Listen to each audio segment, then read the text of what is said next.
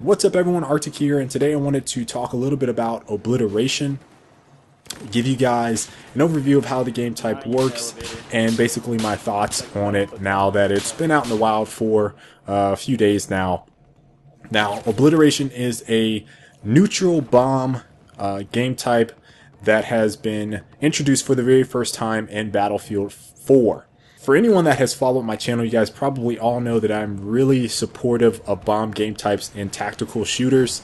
I was a really big advocate for Gears of War and trying to get a bomb game type in that game. Unfortunately, that did not happen. And I've always loved Counter-Strike's and Call of Duty, for that matter, bomb game types. Now, Obliteration is definitely not in the same vein, although Diffuse, which is coming soon to Battlefield 4, should be very similar to those ones. Obliteration is a much larger scale, multi-objective bomb game type. So there are 6 objectives in total, 3 on your team, 3 on the enemy's team, and in order to win the game you need to destroy all 3 of those bomb sites. Now, you can win based on destroying more than the other team at the end of the time limit. So if you destroyed, let's say 2, and the other team only destroyed 1, in that scenario, you would win if the time remaining ticked to 0. So far, I can say that, I was kind of hesitant on whether or not I would enjoy the pacing of the game, just because I knew it was, first off, Siege of Shanghai, 16 versus 16 is just, it feels really big.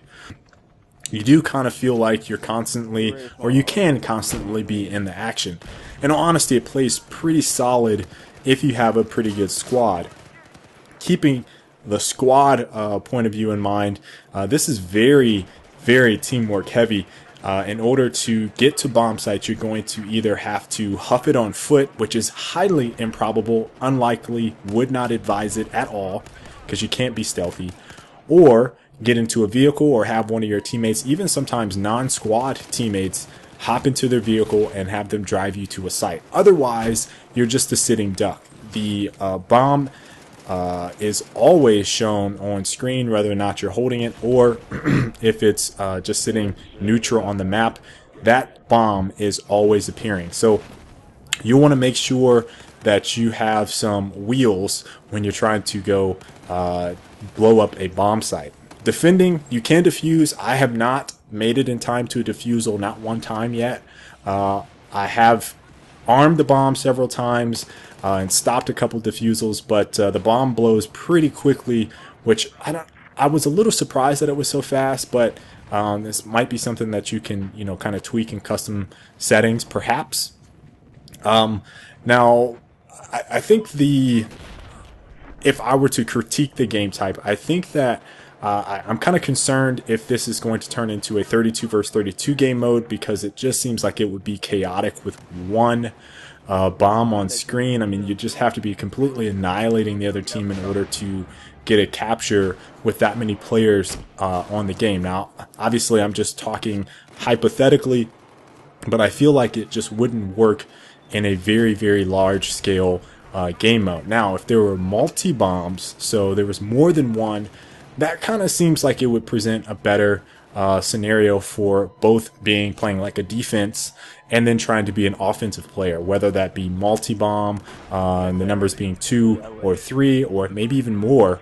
I'm kind of interested to see how that plays because of the squad dynamic. Obviously, there could be attacking squads, there could be defensive squads, and it seems like multi-bomb would cater a lot more towards the squad aspect of Battlefield versus the single neutral bomb with all of the squads fighting for that specific one, or trying to defend or trying to attack as a cohesive unit. It just seems like it would fit a little bit better if it were multi-bomb. The other thing I don't really like is that if you are a bomb carrier, you always show on the map. Now, I don't mind if the bomb always shows, if it's dropped, if it's sitting in a neutral spot, whatever, that makes sense. But I feel like based off of the scale of this 16 versus 16, it should be pulsating.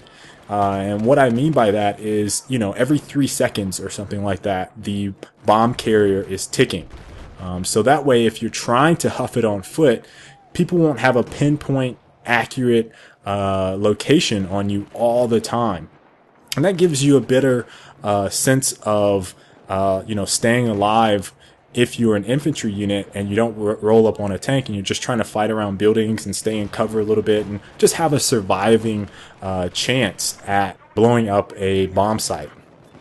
All in all, I think it's pretty good. I'm more so interested in seeing it play out on everything else except for Siege of Shanghai, which I don't want to say Conquest turned me off to it, but Conquest just plays so good. If I don't play something equivalent to Conquest on Siege of Shanghai, I think that I'm kind of let down. So hopefully there's some better maps that are geared towards Obliteration, and I would really like to see DICE examine, if they haven't already, I'm sure they have in playtests, multi-bomb variations of this game mode. But hope you guys enjoyed. Look forward to seeing some more players playing Obliteration, and till the next time, I will catch you guys later. Peace.